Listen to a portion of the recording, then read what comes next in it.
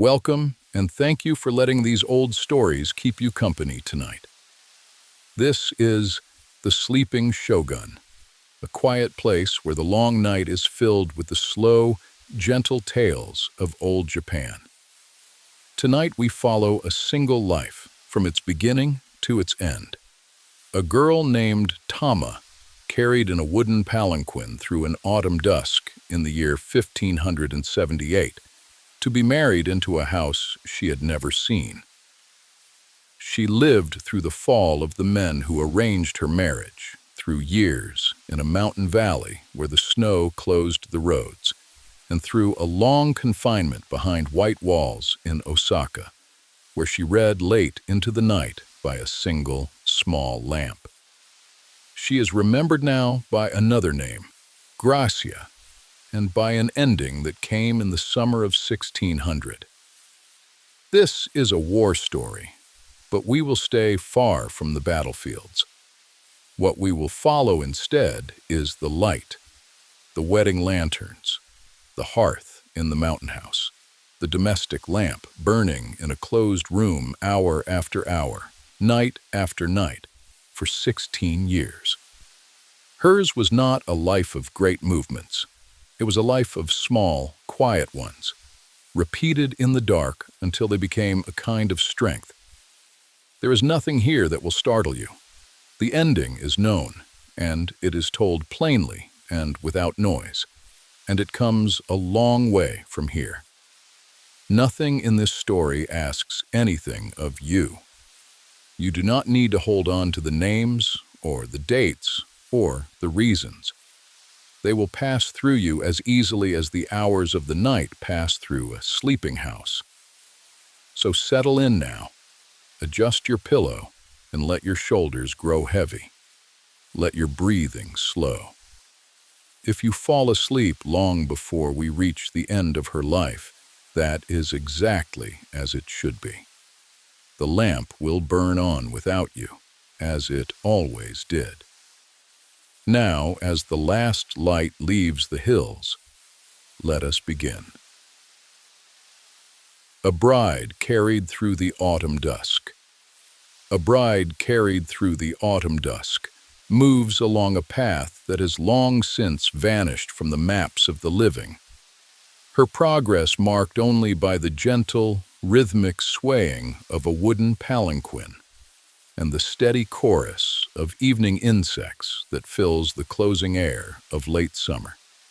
In the 8th month of the year, 1578, the world outside this small wooden box was a sprawling tapestry of shifting alliances and sudden betrayals, a great theater of ambition overseen by the fierce shadow of Oda Nobunaga, who had decreed that this marriage should take place.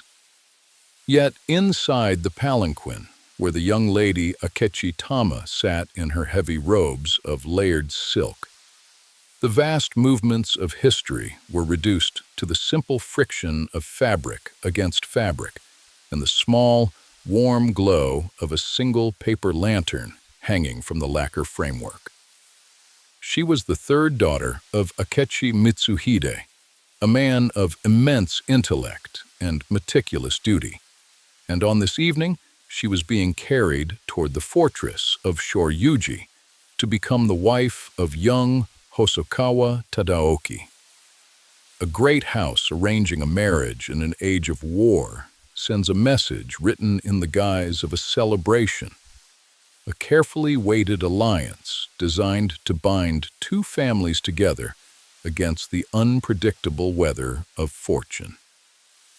The light of the setting sun turned the newly built white walls of Shoryuji Castle into a soft, burning gold as the procession approached the gates, casting long, quiet shadows across the surrounding fields.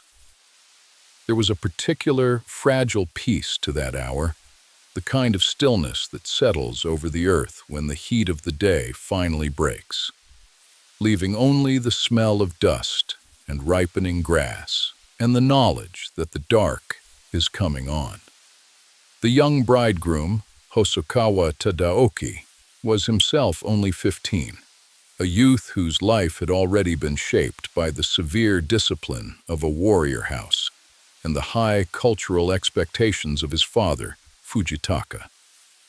In the small, enclosed world of their new household, the two teenagers began a life that was, for a brief season, remarkably untouched by the gathering storms of the capital.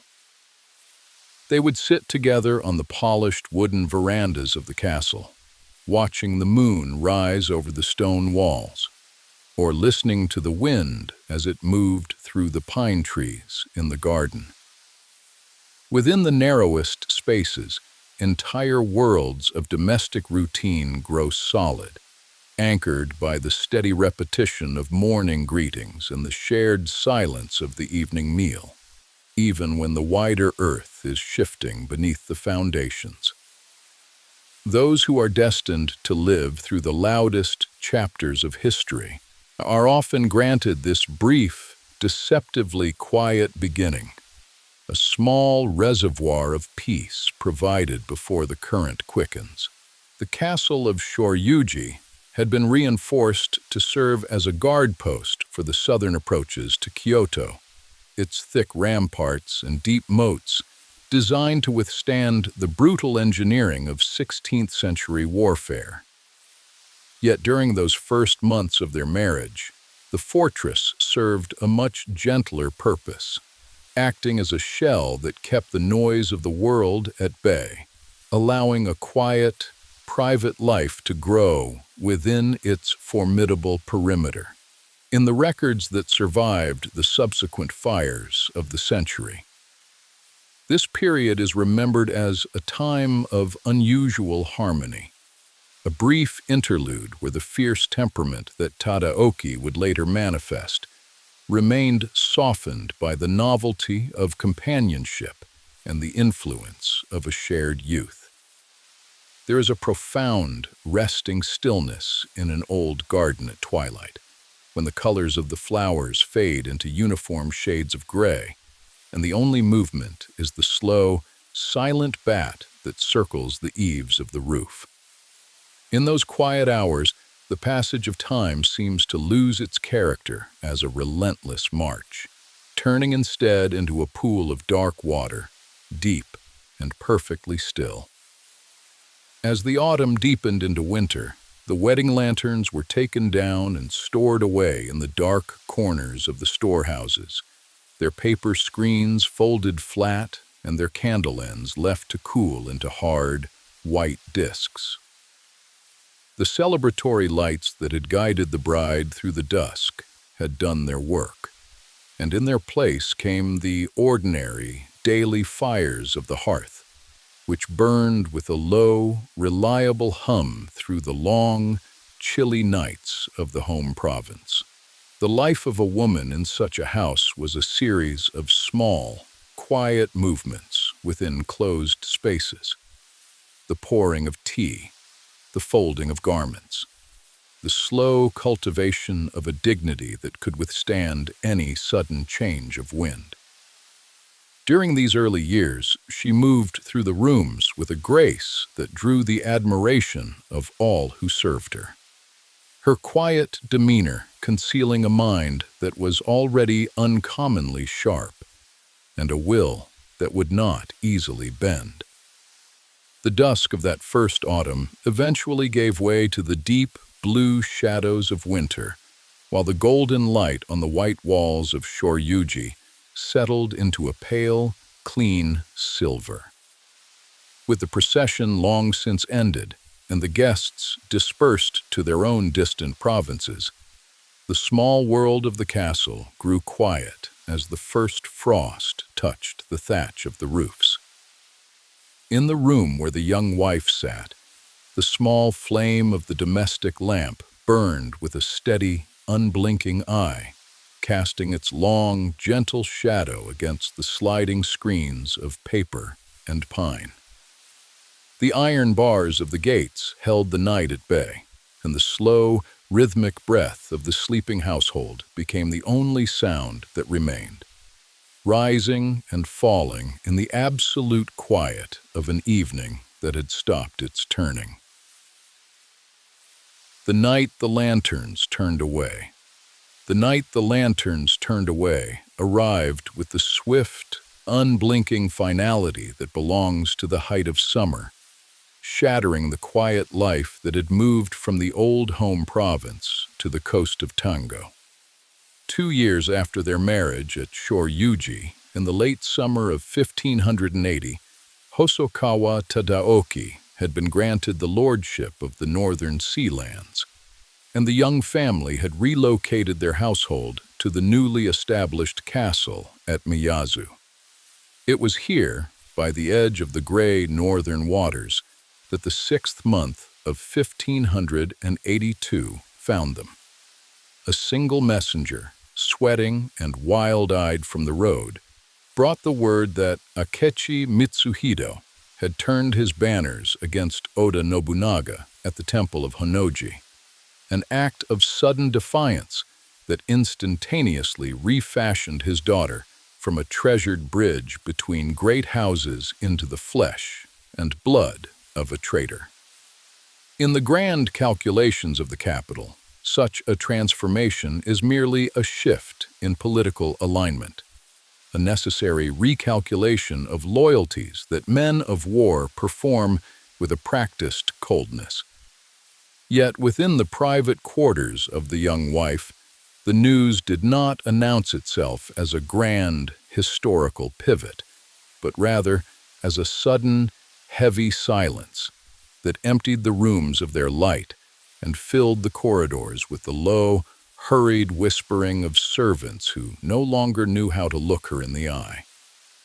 The Hosokawa family, balancing the survival of their lineage against the dangerous ties of blood, moved with an immediate, defensive urgency, severing all public connection to the defeated Akechi, and decreeing that the young woman must be removed from the path of the coming retributions.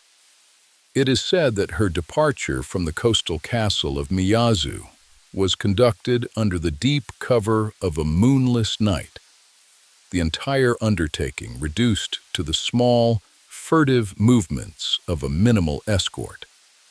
A closed palanquin, its wooden frame creaking with a dry, rhythmic complaint under the weight of its burden, carried her away from the familiar sea and toward the dark, rising wall of the Tango Mountains. There is a specific quality to a forced journey in the dark, where the traveler is denied even the small comfort of watching the landscape recede, left only with the internal counting of paces and the changing texture of the road as it turns from coastal earth to mountain stone. In one account of that night, it is recorded that her 2 young children, still entirely bound to the simple, unbroken rhythms of early childhood, were left behind in the care of trusted attendants. Their separation marked not by a dramatic farewell, but by the terrible, small reality of a closed door and a mother's voice growing distant in the dark. A sudden summer rain began to fall as the small procession climbed higher into the hills, its heavy drops striking the woven roof of the carriage with a flat, persistent drumming that effectively drowned out the distant murmurs of the world she was leaving behind. To the person sitting inside the swaying dark of the palanquin, history was experienced simply as a succession of physical discomforts. The chill of wet silk against the skin, the smell of damp straw, and the slow, exhausting realization that one's place in the world had been entirely dismantled between one sunset and the next. The men who carried her moved with the grim, uncommunicative efficiency of soldiers executing a necessary maneuver, their faces shadowed by the low straw brims of their hats, and their attention fixed entirely on the treacherous, muddy path that wound ever deeper into the wilderness. The world that had seemed so solid during the quiet months by the sea had dissolved into an uncertain landscape of dark trees and rushing water, leaving nothing but the steady, monotonous motion of the box that held her. As the small convoy pushed into the deep valleys where the authority of the capital was nothing but a faint and irrelevant rumor, the rain gradually settled into a fine, clinging mist that obscured the peaks and filled the ravines with a soft, white silence. The heavy lanterns that had once burned so brightly to welcome the bride to her husband's house were far away, replaced by the dim, wet gray of a mountain dawn that revealed nothing but a line of ancient pines dripping with water. With the arrival at the level ground of their destination, the creaking of the wooden palanquin slowly faded into the unpeopled valleys of the interior. The coastal roads were closed behind her, and the stillness of the mountains took her into its quiet keeping, offering the cold, protective isolation of a world that had forgotten how to speak. The years the snow kept her. The years the snow kept her unfolded in a geography of profound isolation, deep within the mountainous interior of the Tongo Peninsula, at the remote settlement remembered as Midono.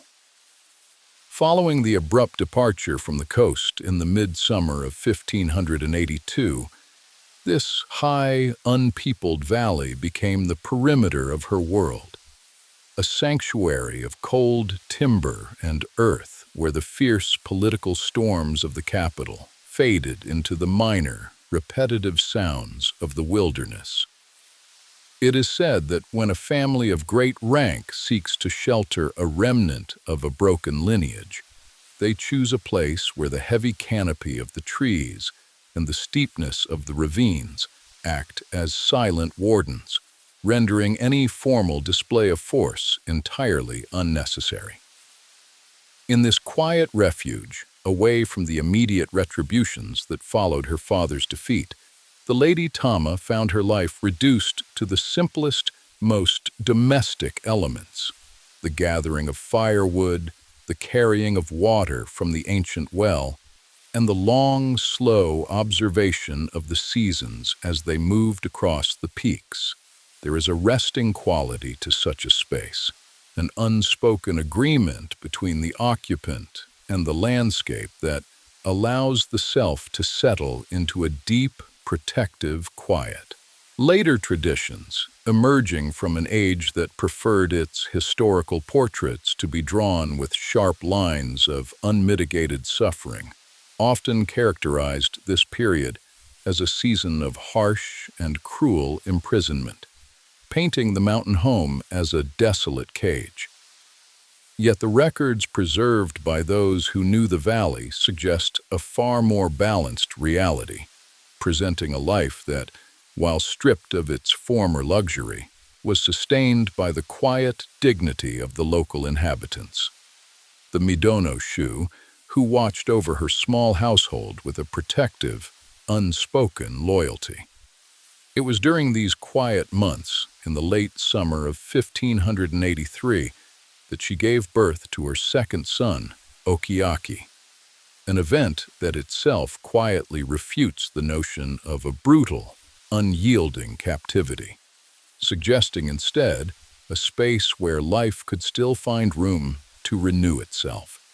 In the small wooden rooms of the mountain house, the days acquired the slow, predictable rhythm of a natural cycle, far removed from the sharp, unpredictable calculations of the warlords who were busy reordering the provinces below.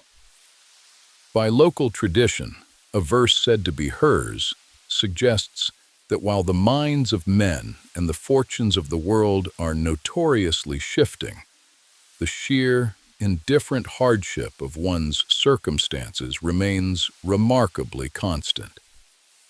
She did not spend these years in a state of passive resignation.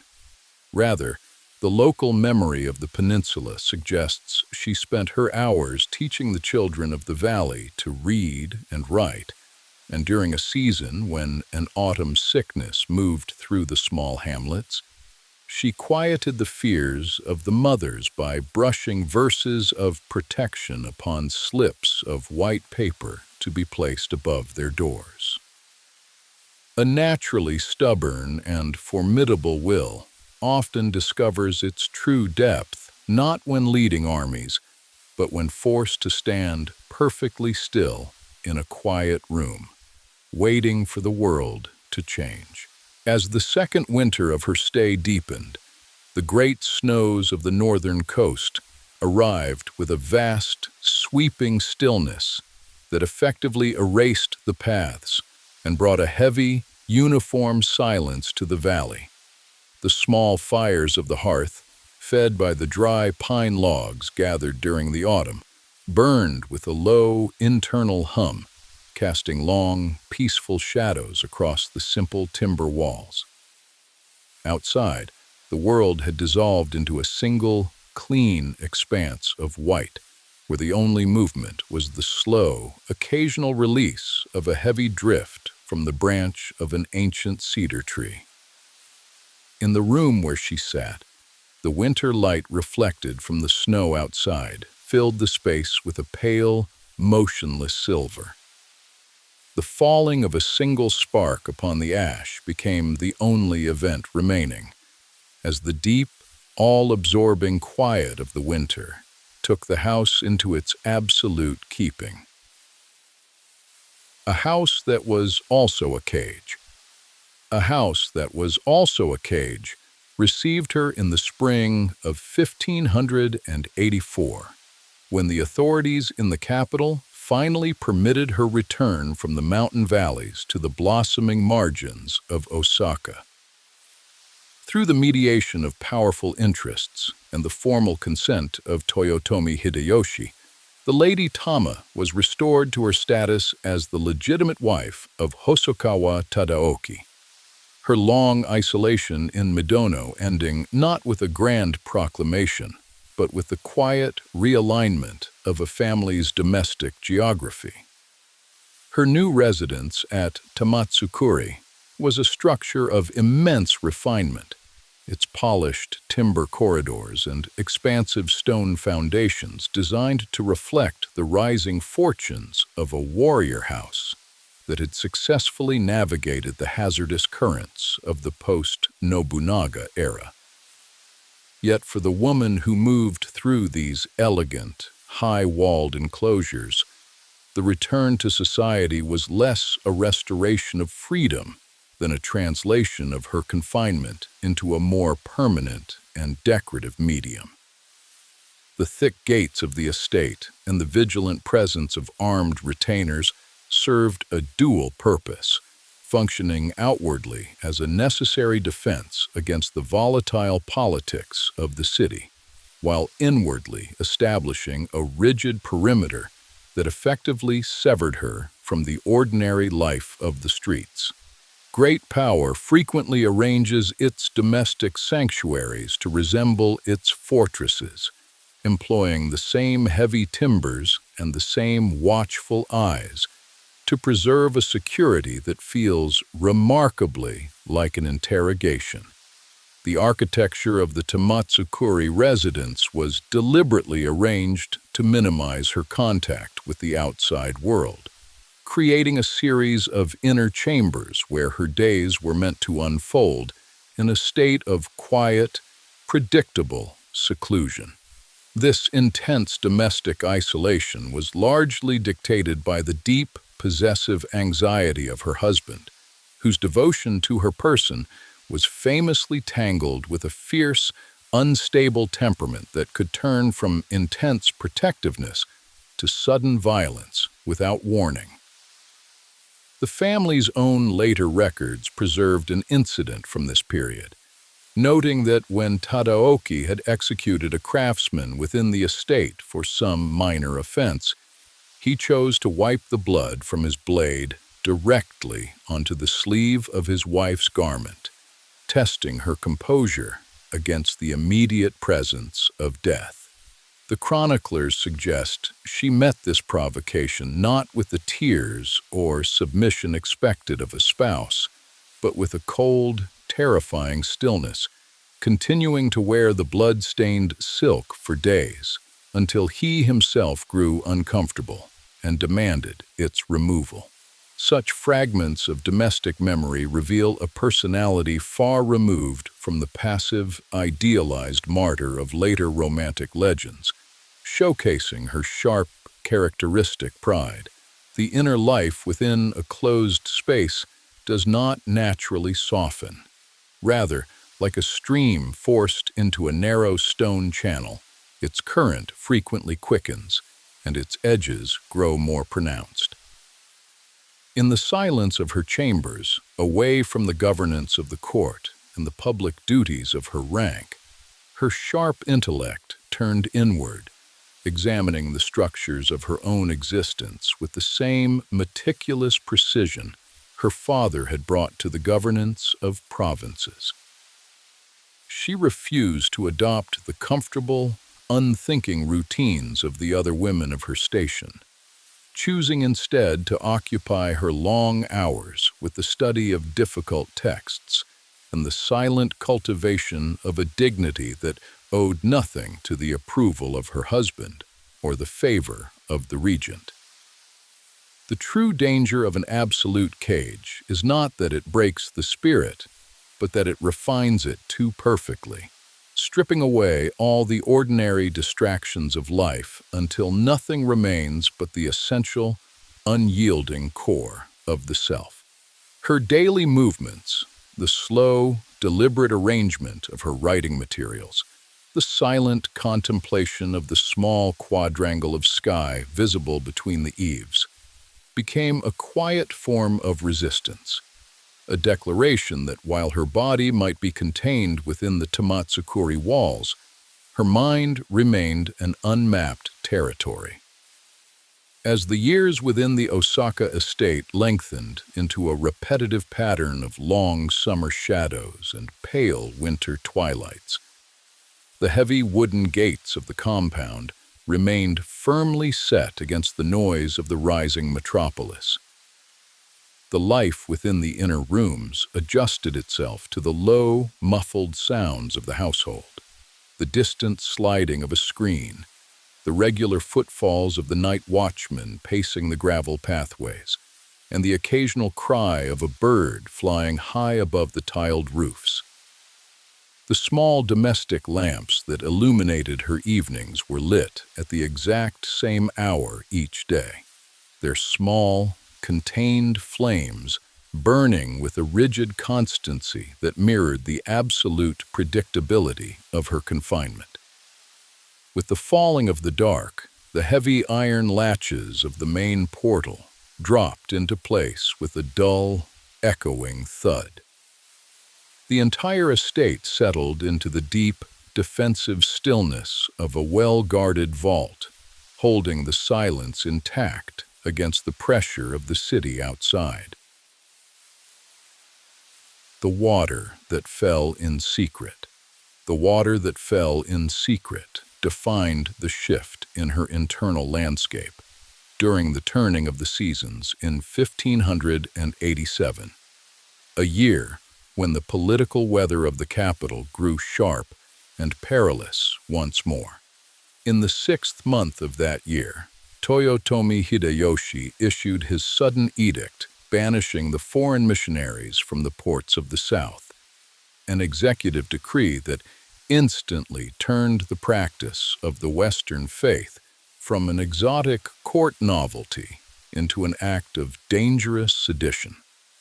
For the Lady Tama, whose daily life within the Tamatsukuri estate remained bound by the rigid vigilance of her husband's guards, the gathering pressure outside did not provoke a retreat into compliance. Rather, it accelerated her quiet search for an alternate authority that lay entirely beyond the reach of the regent's law. Through the silent mediation of her head lady-in-waiting, Kiyohara Ito, who had herself received the faith under the name of Maria, a secret channel was established into the inner chambers, bypassing the gatekeepers who monitored the household's correspondence. It is a recurring curiosity of great households that the most formidable perimeters are so frequently breached, not by the assault of armies, but by the quiet, daily movements of women carrying linen or arranging the morning tea, their ordinary gestures concealing an entirely unmapped intent. The exact moment of her transition was stripped of all public ceremony, unfolding in the deep silence of a summer night just before the last of the foreign priests were forced to abandon the capital. With the assistance of Kiyohara Maria, who acted as both instructor and witness, the essential ritual was performed within the domestic confinement of her private rooms. The ancient Latin phrases spoken in a low, conspiratorial whisper that barely carried past the heavy paper screens. The cold water fell upon her forehead with a light, physical finality, and she received the name Gracia, a word signifying a favor that is given without condition and held beyond the arbitration of kings. The family records and the letters of the distant society suggest that this moment brought an immediate, visible alteration to her demeanor, her naturally stubborn and unyielding temperament losing its jagged edge without diminishing the formidable strength of her will. The fierce pride that had once manifested as a cold, defensive armor against her husband's volatile humors began to reshape itself into something far more constant, a quiet, internal sanctuary that remained perfectly still, even as the political fortunes of the Hosokawa house shifted with the tide. The adoption of an internal sanctuary changes the weight of a person's silence, transforming it from a state of passive endurance into a deliberate and occupied space. She did not interpret her new faith as a mandate for public martyrdom or a sentimental escape from the harsh parameters of her marriage. Instead, she treated the difficult texts of the Western scholars as a domestic discipline, studying the complex characters in the late hours when the rest of the estate was asleep. The chroniclers of the faith observed that her intellect brought a rigorous, almost severe precision to her devotion, her mind refusing to settle for easy consolations and demanding instead a clarity that matched her own formidable standard. A secret devotion within a cage renders the walls irrelevant, creating a space where the consciousness can stand perfectly upright, independent of the external judgments of the court or the possessive anxieties of a master. Her daily routines, the slow, silent tracing of the foreign letters by the light of a single wick, the quiet maintenance of her dignity before the hostile gaze of the household, became a steady, unchanging rhythm that the domestic world could neither interpret nor disrupt. As the summer waned into autumn, the secret water that had touched her brow became the invisible foundation of a long, uncommunicative endurance, its presence marked only by the steady composure she brought to the daily life of the estate.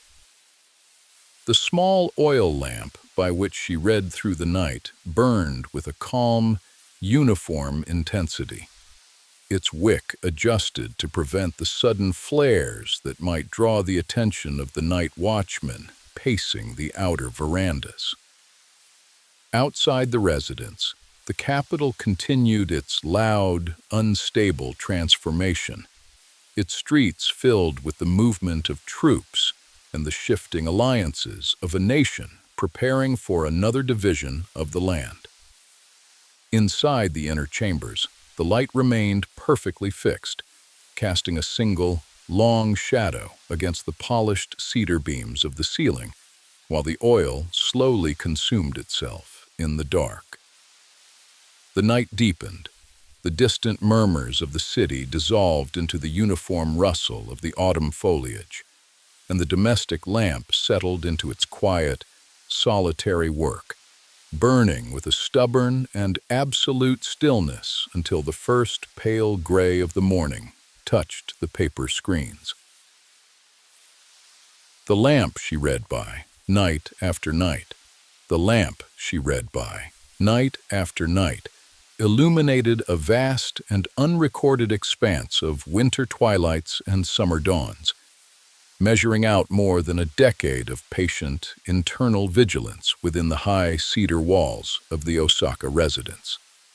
Following her secret baptism in the season of the banishment edict, the immediate urgency of the capital's transformations gradually dissolved into the long, slow rhythm of a household configured entirely for waiting. Her husband, Hosokawa Tadaoki, remained frequently absent on distant campaigns or occupied with the delicate, treacherous diplomatic choreography of Toyotomi Hideyoshi's court, his letters arriving at the estate like occasional, anxious dispatches from a distant continent. Yet even during his prolonged absences, the heavy gates remained strictly barred against the metropolis, and the network of internal spies maintained a dense, suffocating perimeter that recorded every message and monitored every visitor who approached her private quarters. An absolute domestic enclosure often leaves the master who exerts the greatest energy to possess a life with nothing but an empty room and a handful of dry, uncommunicative reports delivered by servants who are paid to watch the dark. In this deep, artificial quiet, away from the pageantry of the regency and the public duties appropriate to her high lineage, her daily existence adjusted its focus to the minute, slow movements of theological translation and scholarly study. Working late into the night when the rest of the household had grown completely silent, she turned the pages of foreign books and analyzed the complex, geometric characters of the Roman alphabet with the same relentless, diagnostic precision her family had long brought to the governance of unstable provinces. Her stubborn refusal to adopt the soft, unthinking pastimes of the other women of her rank became her primary mechanism of resistance, a quiet and immutable declaration that her mind, at least, could not be colonized by the defensive anxieties of her husband.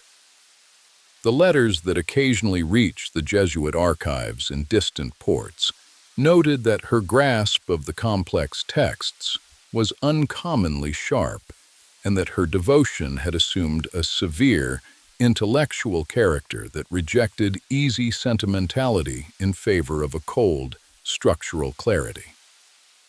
A prolonged and enforced stillness does not weaken the subject. Rather, it distills the spirit too perfectly, leaving behind a presence so completely centered upon its own internal landscape that the external movements of the world lose all power to disturb it. The long years of her waiting unfolded not as a succession of grand historical events, but as a slow, cumulative friction against the ordinary restrictions of her marriage.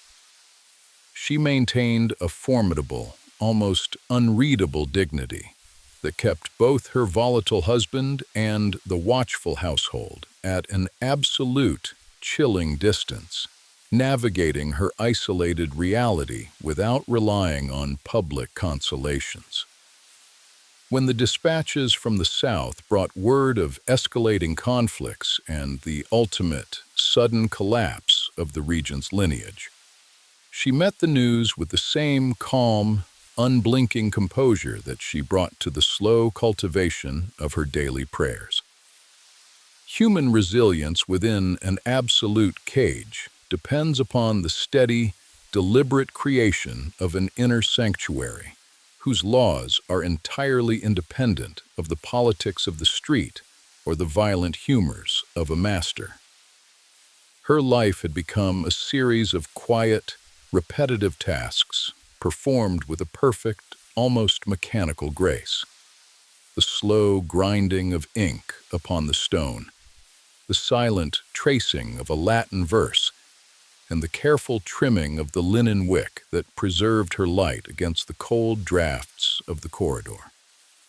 As the century drew toward its final summer and the shadow of a new war began to lengthen across the home provinces, the small domestic lamp that had guided her through 1,000 nights continued its silent, solitary work. The oil within the porcelain vessel grew low with each passing hour, its surface reflecting the deep, dark wood of the ceiling beams and the motionless pattern of the sliding screens that shut out the sky. Outside the estate, the night remained wide and completely unpredictable, filled with the distant, muffled sound of iron-toed boots on the gravel and the low, uneasy murmurs of a city that had once again forgotten how to sleep. The tiny flame eventually burned down to its absolute margin, its light growing transparent as it consumed the last of its fuel in the cold stillness before the dawn. The slow, natural expiration of the wick turned to ash without any sudden acceleration of the rhythm, leaving the room dark while the first pale silver of the morning touched the outer gates. The night she sent the others away, unfolded with the heavy, unhurried precision of an autumn ritual. As the great army of Ishida Mitsunari moved through the dark to seal the perimeters of the Tamatsukuri estate in the 7th month of the year 1600. In the desperate geography of the coming conflict, the warlords of the south sought to gather the wives and children of their rivals behind the massive stone ramparts of Osaka Castle, turning the domestic flesh of great houses into a currency of strategic coercion. For the Lady Gracia, whose entire maturity had been spent within the decorative boundaries of her husband's restrictions, this final siege did not announce itself with the sudden noise of broken gates, but rather as a faint, rhythmic gathering of light. The silent, orange flicker of torches multiplying beyond the high outer walls, their reflections dancing like uneasy spirits across the translucent paper screens of her private chambers. The house itself had grown remarkably hollow, stripped of its ordinary administrative bustle, leaving only a small, protective remnant of ladies-in-waiting, the young daughters of her lineage and the other women of her household with their children, all gathered in the inner rooms like birds seeking shelter before the breaking of a great wind. Her final administrative action was entirely stripped of dramatic orchestration, consisting of a series of quiet, low-voiced commands delivered to those who had shared the long years of her domestic isolation. Moving through the dim corridors with the calm composure of a woman executing an ordinary household task, she instructed her daughters, the young children, and the weeping attendants to slip through the narrow rear portals of the estate before the circle of the siege could grow perfectly tight, ensuring their safety while she herself chose to remain alone at the center of the structure. The family records preserve the memory of these departures not as a scene of frantic panic, but as a succession of small, private finalities. The soft sliding of a timber panel, the hushed friction of silk against the reeds, and the steady, deliberate diminishing of footsteps as the women she loved disappeared into the wider darkness of the city. When the last of them had gone, she returned to her inner chamber and sat upon the clean, pale rushes, her hands resting quietly upon her heavy robes, her posture embodying that formidable, unyielding pride that had always refused to grant the external world any authority over her spirit. The end arrived without the chaotic violence that the chroniclers of a later age so frequently preferred to substitute for the quiet reality of a samurai household. In accordance with the strict traditions of a warrior lineage and the explicit instructions left by her husband to preserve her honor above all else, she knelt before her senior retainer, Ogasawara Shosei, her posture perfect and her face entirely unclouded by the immediate proximity of the dark. Because the tenets of her adopted faith forbade the taking of her own life by her own hand, she accepted the final service of his weapon, the light of the remaining candles, catching the clean silver of a blade as it performed its singular, necessary duty. The physical details of that moment were recorded in the later chronicles not as an act of public spectacle, but as a private transaction between a lady and her house. The quiet expiration of her breath followed immediately by the systematic laying of black powder through the polished timber corridors. The fire that followed was not an explosion of fury, but a deliberate, consuming element designed to ensure that no part of her person or her sanctuary could ever be handled by the political agents who waited beyond the threshold. As the flames took the heavy beams of the Tamatsukuri residence, the great white walls that had served for 16 years as her cage and her fortress began to dissolve into the uniform blackness of a summer night. The fierce orange light that had briefly illuminated the roofs gradually subsided, giving way to a dense, gray pillar of smoke that climbed straight toward the turning stars without the assistance of a single breath of wind. Outside the estate, the surrounding army watched the slow destruction in a state of absolute, paralyzed silence. The strategic value of their siege evaporating into the cooling air, along with the timber and the silk. Inside the perimeter of the ash, all the separate rooms and the long corridors where she had measured out the years of her waiting were reduced to a single, undifferentiated landscape of quiet gray, the heat slowly departing from the foundation stones, while the smoke thinned into a pale mist. The final gate had been passed, and the silent, unhurried smoke disappeared entirely into the vast, dark emptiness of the sky before the dawn, leaving behind nothing but the cold, resting peace of a spirit that had finally returned to the wind. What the ashes remembered. What the ashes remembered remained buried within the black, cooling foundations of the Tamatsukuri estate until the morning after the conflagration, when a foreign priest named Organtino arrived at the ruin alongside a small, quiet remnant of Christian women who had loved the household. Moving with slow, cautious steps through the still smoldering debris, where the grand architecture of the Hosokawa lineage had been reduced to a uniform layer of charcoal, their fingers patiently searched the warm earth, lifting away the small, white fragments of bone that the fire had failed to return to the wind. These silent remnants of her physical presence were wrapped in clean white linen and carried away from the gaze of the city, journeying first to a quiet burial ground in the port of Sakai, and later to a final resting place at the temple of Sozenji, where the wind through the pines became the permanent guardian of her name. It is a persistent habit of human memory to look back upon the site of a great destruction and seek some enduring physical anchor.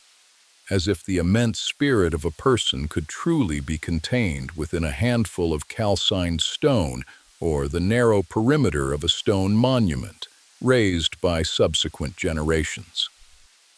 The true trajectory of her memory, however, bypassed the local battlefields entirely, traveling far beyond the borders of the islands upon the pages of the detailed reports dispatched by the Society to the courts of Europe. A century later, in the midsummer of 1698, the nobility of Vienna gathered in the imperial court of the Habsburgs to witness the performance of a Latin opera entitled Mulier Fortis, a Baroque spectacle explicitly designed to offer the life of the Queen of Tango as the ultimate exemplar of unyielding dignity and spiritual fortitude for the royal women of the West. The drama on that distant stage departed significantly from the complex realities of the home provinces, refashioning her volatile husband into a stylized pagan tyrant and her domestic isolation into a public triumph of martyrdom. Yet it preserved at its core that essential, unyielding strength that had characterized her actual days. The final victory of a life spent within closed rooms is to have its silence translated into a universal music, its private choices echoing through the stone corridors of distant palaces, long after the warlords who sought to control its body have been completely forgotten by the world. As the centuries deepened and the memory of the Great War receded into the textbook records of an older nation, the physical markers of her path across the earth underwent their own quiet, modern transformations. In the 20th and 21st centuries, people raised new stone markers at the old, well-known as Echu-ai, at the site of the Tamatsukuri estate, placed her likeness within the rebuilt Cathedral of St. Mary, and initiated a seasonal autumn festival among the quieted ramparts of Shoryuji to celebrate the brief, happy months of her youth. A verse that a much later age would place upon her memory, traditionally celebrating the wisdom of a flower that understands its precise season to fall, became permanently associated with her name in the popular imagination, serving as a late, retrospective epitaph for a life that had always maintained its own internal measurement of time. These modern commemorations, emerging long after the immediate passions of the 16th century had cooled into historical curiosities, serve not as continuous traditions from her own age, but as late, modern meditations upon a dignity that remains entirely legible through the dust. If these quiet hours have carried you gently toward sleep, then the night has done its work. Should you wish for more of these slow journeys, you are always welcome to follow the channel, so that the next long night finds its way to you. If the quiet suits you, there is a night of yokai waiting on this screen, the creatures of the old countryside told gently from dusk until dawn.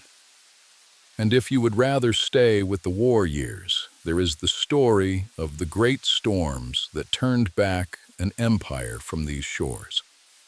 Both are long, both are slow. Neither will wake you. But there is nothing left for you to do now.